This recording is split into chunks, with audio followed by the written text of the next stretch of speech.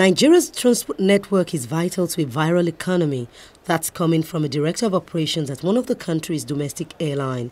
Captain Omoli believes governments must not only invest in aviation, but in all forms of transport. If we don't have the road network, we don't have the rail system, we don't have all the other alternatives, to air transport, it is going to be very difficult for us to move forward.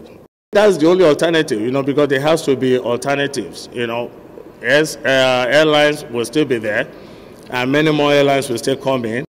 If you look at our airports, if you bring another airline now, there's even nowhere for those airplanes to park.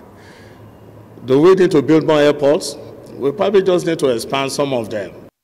The Nigerian Civil Aviation Authority has commenced investigations into the incident involving an Azman Air Lagos-Port Harcourt flight, which occurred late last week. The airline's Boeing 737 aircraft had made an emergency landing at the Port Harcourt Airport, Omagua, after one of its engines reportedly failed. The regulatory agency says its engineers will check the aircraft and talk to the flight crew as part of the investigation process. On the foreign scene, Qatar Airways says it has acquired a 5% stake in China's Southern Airlines as it seeks to establish itself in the Asian aviation market. The state-owned airline said in a statement the deal was part of its strategy to invest in the strongest airlines around the world, but did not specify the cost of the transaction. China Southern Airlines is one of China's big three carriers. The latest deal comes as Qatar seeks new partners and routes for the national airline due to an ongoing diplomatic dispute in the Gulf.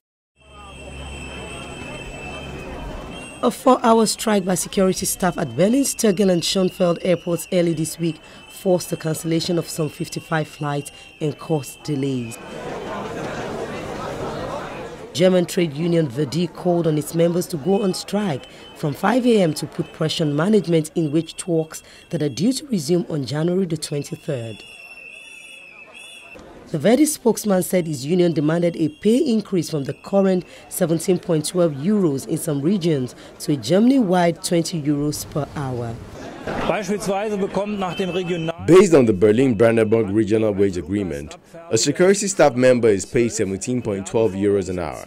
Verdi's demand across Germany is 20 euros. Employers are currently offering less than 40 cents increase, so it's quite obvious that employers and Verdi are still far apart. There's a lot that still needs to happen in order to find a compromise. A stranded passenger was traveling with another woman and 2 young children said they left their home in Neuruppin, an hour north of Berlin, at 4 a.m. and so far their flight to the Red Sea resort of Hurghada was only delayed. Our flight to Hurghada was supposed to take off at 8:40 a.m. Then it said 10:30 on the board. Finally, the Aviation Safety Network, the Dutch-based exclusive service of the Flight Safety Foundation, has released its 2018 airliner accident statistics. The report shows a total of 15 fatal airliner accidents, resulting in 556 fatalities.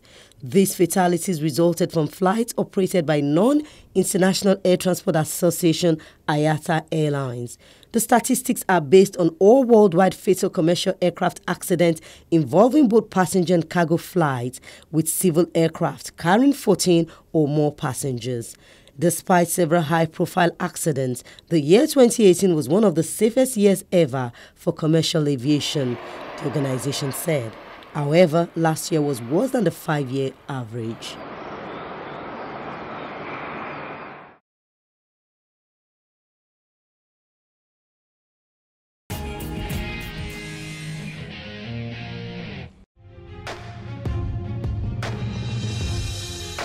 Over the years, many plane mishaps has occurred across the country, increasing the fear of taking flights to different places. For some, traveling by air for some individuals is fun and also an opportunity for sightseeing, and for some others, it's the most dangerous way of going on a trip.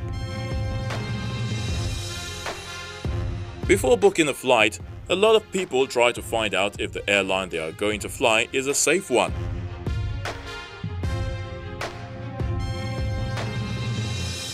However, it's very difficult to say if an airline is safe or unsafe.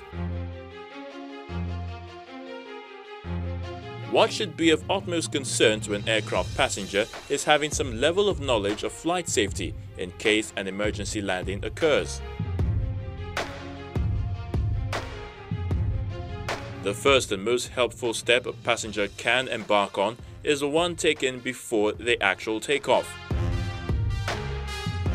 Listen to the cabin crew.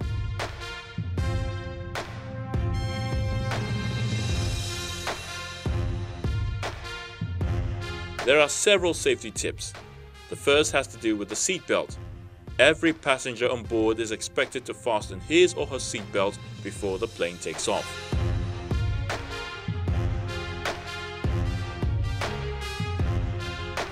Secondly, the seat should be upright and in a locked position during takeoff as well as the end of the trip.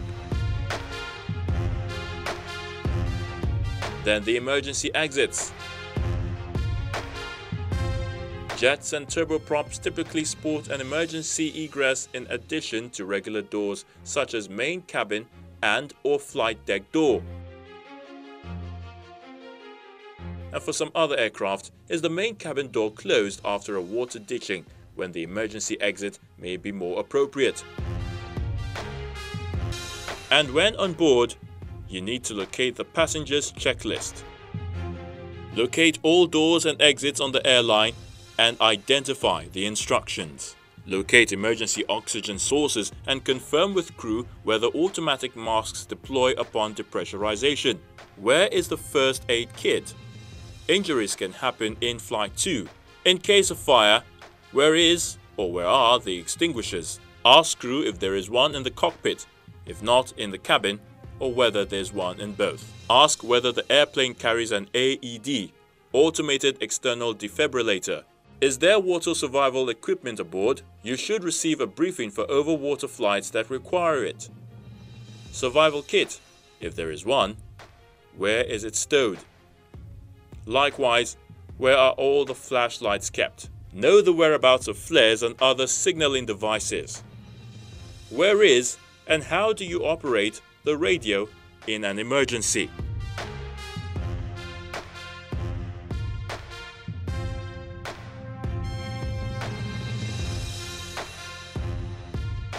All of these will indeed help whenever any emergency incident happens.